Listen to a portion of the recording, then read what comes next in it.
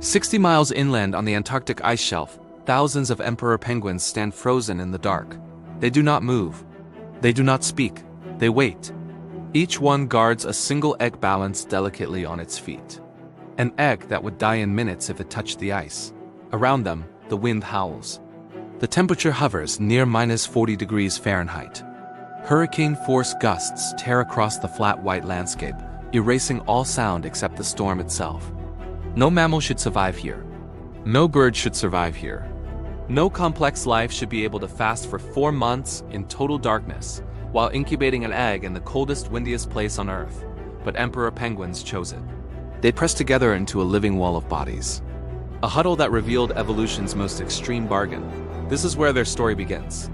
But it is only one moment in something far larger. A cycle that spans thousands of miles.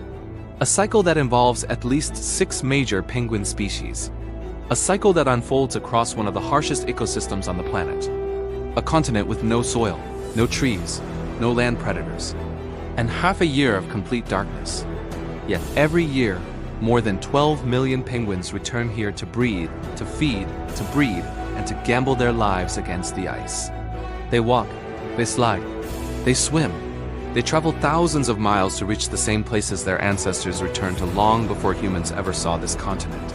This film is not about cute animals in tuxedos. It is about the hardest routine survival job on Earth, performed by birds that cannot fly through air, but fly underwater better than almost anything alive. In this episode, we follow penguins through their entire annual cycle, the frozen continent that tries to kill them, the ocean that feeds them, the colonies that protect them and exhaust them, and the quiet changes now threatening the entire system. This is the impossible life of penguins.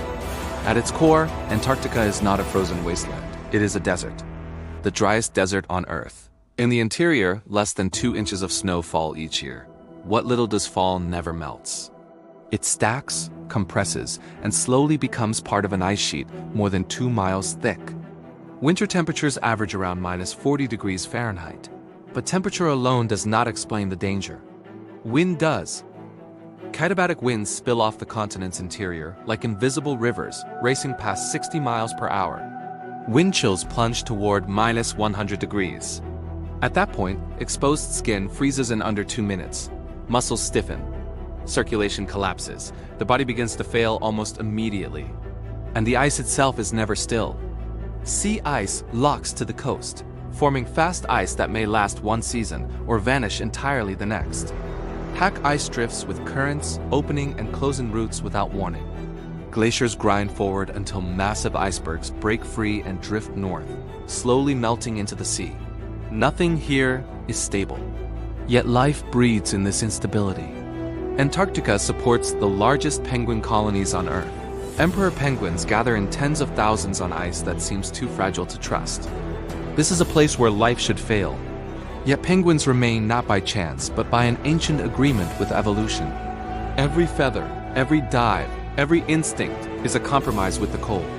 They survive Antarctica's cruelty, but only by paying a price almost no other animal is willing to afford. While most creatures flee winter, emperor penguins run toward it. They begin their breeding cycle when Antarctica is at its most hostile. As the sun disappears and temperatures plunge, they march inland away from the ocean, away from food, and into darkness. The logic is brutal, but precise.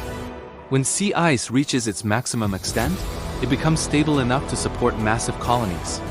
That ice is their fortress, wide, flat, and far from ocean predators.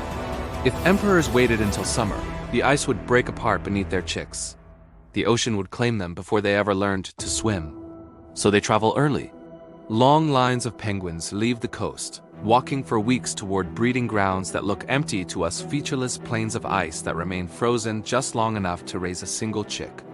Each female lays 1 egg, 1 chance, 1 life. The handoff must be perfect. If the egg touches the ice, even briefly, it freezes. Then the colony splits. Females turn back toward the sea to feed. Males stay behind. And their real ordeal begins. For more than 100 days, the males stand in darkness fasting, incubating, waiting. Their metabolism slows. Fat reserves shrink. Body weight drops by nearly half. Storms intensify. The cold deepens.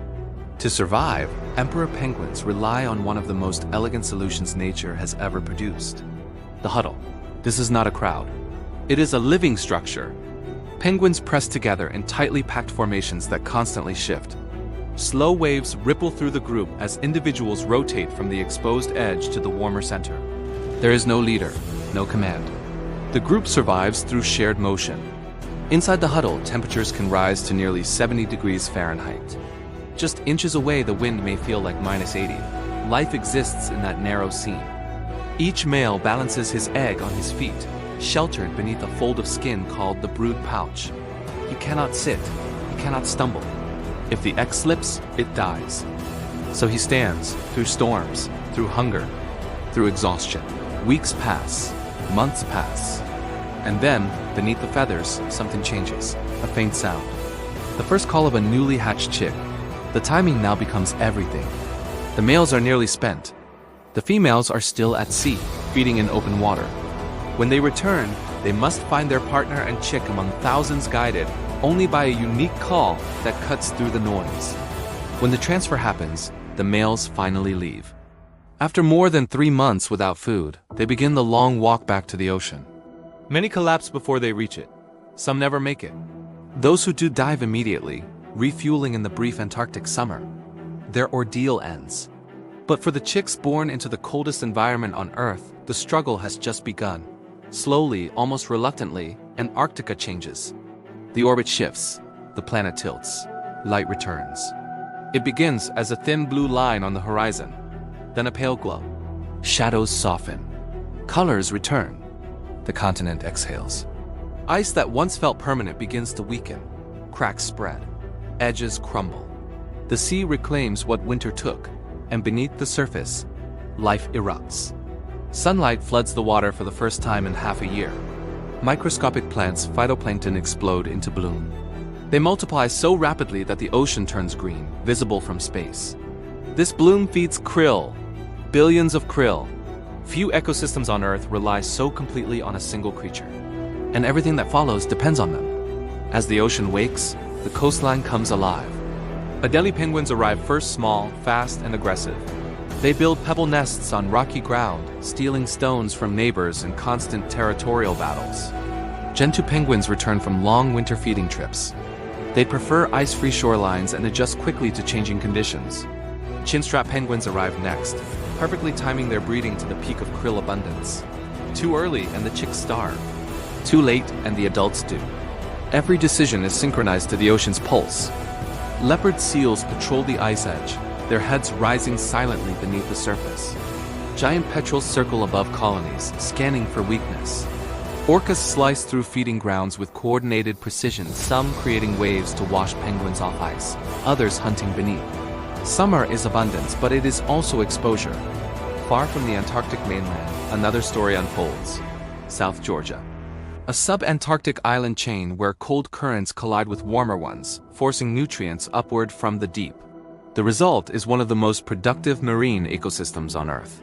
And at its center lies St. Andrews Bay, home to more than 500,000 king penguins. From a distance, the colony looks like a single moving surface. Up close, it feels endless.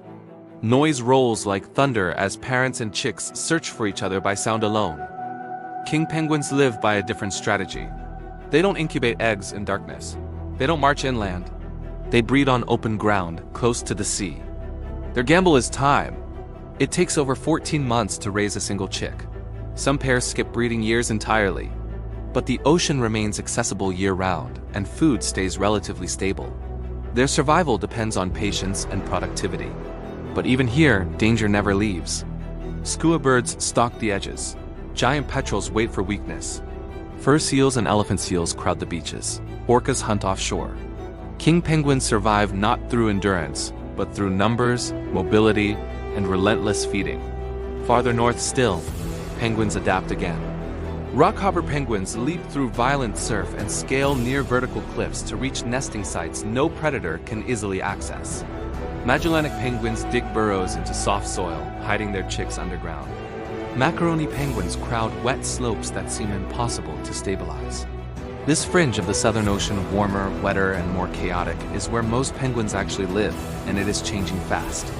The Antarctic Peninsula is warming faster than almost anywhere on Earth. Sea ice forms later, breaks earlier. Snow patterns shift. Adelie penguins once dominant here are disappearing as their breeding schedules collapse. Gentoo penguins move south, expanding into new territory. Chinstrap penguins decline as krill numbers fluctuate. Some species adapt, some shift, some vanish. Penguins have always lived at the edge of what the planet allows. But now the edge itself is moving. And every species must decide whether it can follow, or whether the impossible life it evolved for is finally becoming impossible to sustain.